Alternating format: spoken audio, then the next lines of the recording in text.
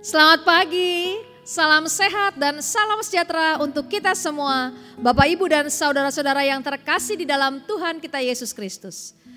Terpujilah nama Tuhan, di pagi hari ini Bapak Ibu dan saya boleh dibangunkan dengan keadaan yang penuh akan sukacita. Sebelum kita akan melaksanakan tugas dan tanggung jawab kita, mari kita bersama merenungkan firman Tuhan terlebih dahulu. Saya mengajak kita, mari berdoa. Ya Tuhan Allah, kami sungguh bersyukur di pagi hari ini Tuhan memberikan kami kesehatan. Tuhan membangunkan kami dengan penuh sukacita. Kalau di pagi hari ini sebelum kami melaksanakan tugas dan tanggung jawab kami ingin memulai hari kami dengan mendengar dan merenungkan firman Tuhan. Roh Kudus menuntun dan membimbing kami sehingga firman Allah ini akan menjadi pedoman dalam kehidupan kami. Bukan hanya hari ini tapi di seluruh kehidupan kami. Berfirmanlah ya Tuhan, kami siap mendengar. Demi nama Tuhan kami Yesus Kristus, Sang Firman yang hidup itu, kami telah berdoa, kami telah bersyukur dan kami siap mendengar dan melakukan firman Tuhan. Amin. Pembacaan kita hari ini terambil dari Yosua, pasalnya yang ke-6, ayatnya yang ke-27, sampai dengan Yosua, pasalnya yang ke-7, ayatnya yang ke-1a. Demikian firman Tuhan. Dan Tuhan menyertai Yosua dan terdengarlah kabar tentang dia di seluruh negeri itu. Tetapi orang Israel berubah setia. Demikianlah pembacaan Alkitab kita. Berbahagialah bagi kita yang mendengarkan dan mau melakukan firman Tuhan. Terpujilah Kristus. Apa yang terjadi ketika kita mendapatkan bahwa kita melakukan kesalahan? What went wrong? Seandainya Bapak Ibu dan saya mengalami kegagalan, akankah Bapak Ibu dan saya berdiam diri dan bertanya apa yang salah?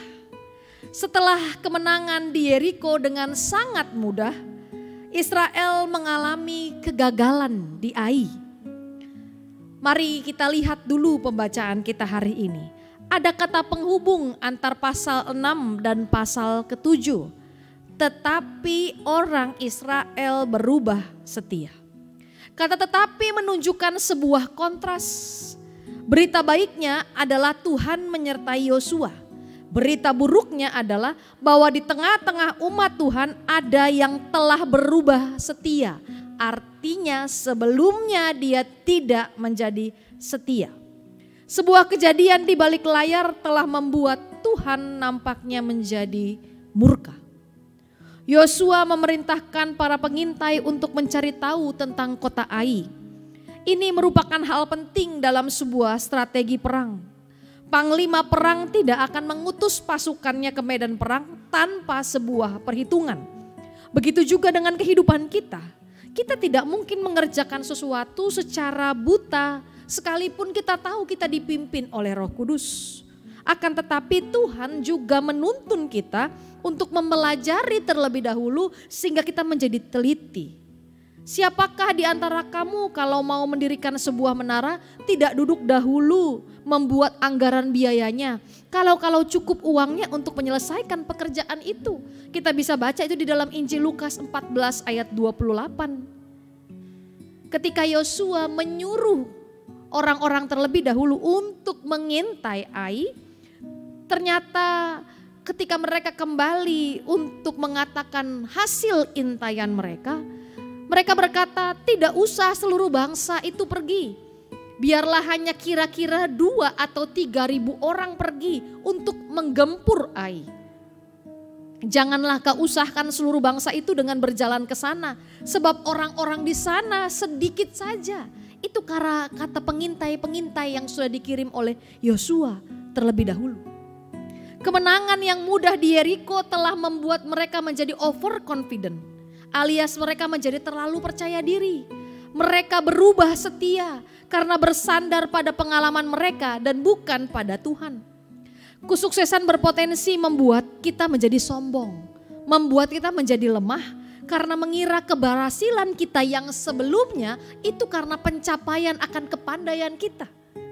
Sangat disayangkan Yosua kurang peka dalam membaca kesombongan hati orang-orang yang dipimpinnya. Dengan mudah dia terbujuk lalu memberikan 3.000 orang untuk menggempur Ai. Mengapa harus mengirimkan 30.000 orang? Yosua kurang peka dalam membaca sinyal kecil yang telah Tuhan tunjukkan. Dia terjebak di dalam kesombongan hati orang-orang yang dipimpinnya. Kita juga mungkin bisa terjebak seperti apa yang terjadi pada Yosua. Kelebihan kepercayaan diri, overconfident, bisa berakhir dengan sebuah kekalahan. Dengan sebuah kekalahan yang membuat kita menjadi terjatuh. Bapak Ibu kalau membaca seterusnya dalam pemberitaan kita ini, 36 orang mati. Yang bisa diperkirakan orang-orang yang gagah perkasa. Sedangkan sekitar 2.900 orang lainnya kocar kacir. Mereka menjadi tawar hati. Ironis, karena kesombongan diri membuat mereka kalah. Padahal kalau mau dilihat, Yeriko lebih besar, jauh lebih besar daripada Ai. Mereka mampu mengalahkan Yeriko, tapi mereka tidak mampu mengalahkan Ai. Respon bangsa Israel ketika hendak menyerang Ai mengecilkan kepercayaan mereka kepada Tuhan dan meninggikan kesombongan mereka karena keberhasilan yang terlebih dahulu. Dari cerita ini kita bisa melihat tanpa Tuhan masalah kecil bisa menjadi sebuah kejatuhan atau kekalahan kita. Tanpa Tuhan kita tidak bisa melakukan apa-apa. Tapi dari Yosua kita bisa belajar. Ketika dia mengalami kegagalan, ketika dia mengalami kekalahan, dia tidak menyusun strategi baru. Dia bukan melakukan pembalasan. Dia bukan mencari aliansi kekuatan untuk menyerang kembali kota Ai. Tetapi yang dia lakukan di dalam Yosua pasal 7 ayat 7-9, Yosua berdoa. Dia sadar akan apa yang dia lakukan karena kesombongannya. Dia kembali kepada Tuhan, meminta Tuhan menolong dia. Tidak ada yang salah di dalam sebuah kegagalan. Tidak ada yang salah di dalam sebuah kekalahan. Jikalau Bapak Ibu dan saya merasakan kegagalan, merasakan kekalahan dalam hidup ini, mari seperti Yosua, datang kepada Tuhan, berdoalah, minta kekuatan dan pimpinan dari Tuhan. Sehingga ketika kita melangkah lagi, kita sudah melangkah bersama dengan Tuhan, bukan dengan diri kita sendiri. Tuhan Yesus memberkati. Amin. Ya Tuhan Allah, kami sering terjebak di dalam kepercayaan diri kami sendiri yang berlebihan. Kami sering terjebak merasa diri kami yang paling hebat, yang paling pandai. Apalagi ketika kami sudah berhasil di waktu lampau.